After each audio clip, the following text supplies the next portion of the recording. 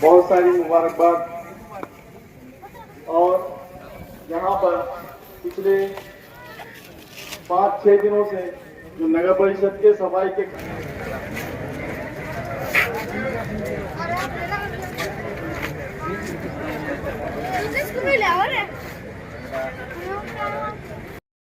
जिल्ह्यातल्या सर्वांना सर्वप्रथम ईदच्या हार्दिक शुभेच्छा।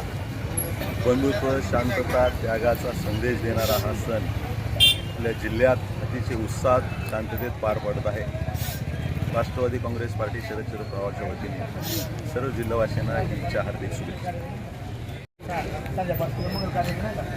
सर्वप्रथम सर्व मुस्लिम बांधवांना बकरीदच्या अतिशय मनापासून शुभेच्छा।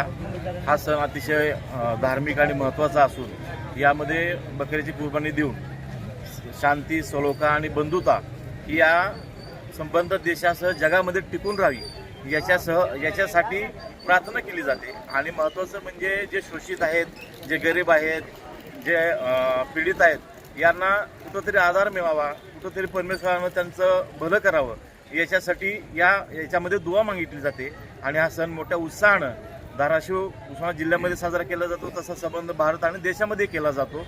हा देश समता आणि बंधुत्वावर आधारित देश आहे। ती बंधुता, समता अखंड टिकावी एवढंच मी या काँग्रेस पक्षाच्या वतीनं प्रार्थना करतो। त्या सर्वांना शुभेच्छा। आज बकरी ईद निमित्त धाराशिव शहरामध्ये ईदगाह मैदान या ठिकाणी हजारोने जनसमुदाय या ठिकाणी नमाज पठणासाठी आलेला होता।